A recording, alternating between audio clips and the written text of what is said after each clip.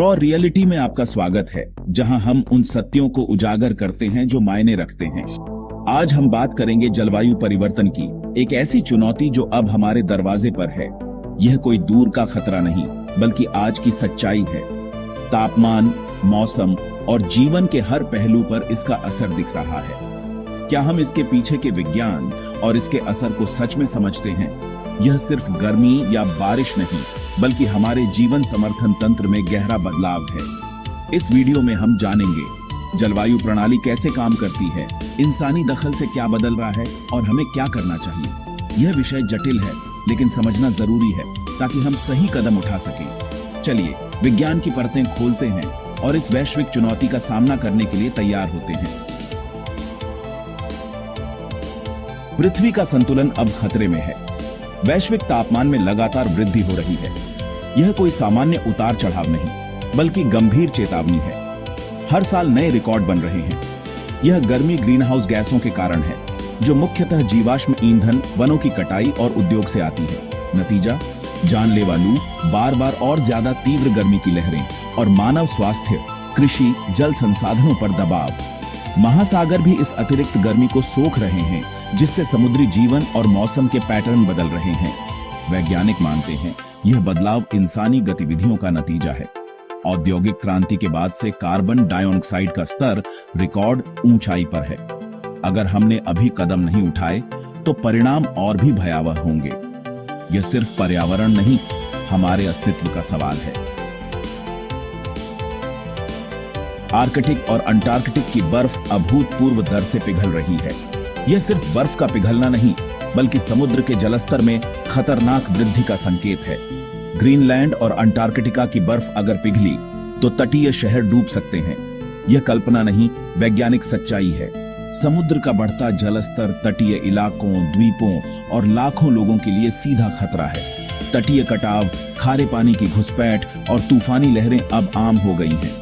पर्वतीय ग्लेशियर भी सिकुड़ रहे हैं, जिससे नदियों का पानी घट रहा है और जल संकट गहरा रहा है। बर्फ के पिघलने से पृथ्वी की परावर्तन क्षमता घटती है, जिससे और ज्यादा गर्मी होती है। यह एक खतरनाक फीडबैक लूप है। इन संकेतों को नजरअंदाज नहीं किया जा सकता। बर्फ को बचाना हमारे भविष्य को बचाना है। जलवायु परिवर्तन मौसम की चरम सीमाएं बढ़ा रहा है। बाढ़, सूखा, जंगल की आग और शक्तिशाली तूफान अब ज्यादा आम और खतरनाक हैं। गर्म हवा ज्यादा नमी पकड़ती है, जिससे कहीं भारी बारिश और बाढ़ तो कहीं सूखा और जल संकट। बाढ़ से लाखों लोग विस्थापित होते हैं, खेत और घर तबाह होते हैं। सूखे से फसलें बर्बाद, पानी की कमी और संघर्ष बढ़ते हैं। जंगल की आग भी ज्यादा विनाशकारी हो रही है।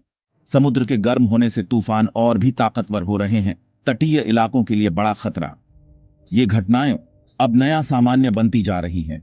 अनुकूलन जरूरी है, लेकिन असली हल उत्सर्जन कम करना और जलवायु को स्थिर करना है। जलवायु परिवर्तन पृथ्वी की जैव विविधता पर भी हमला कर रहा है।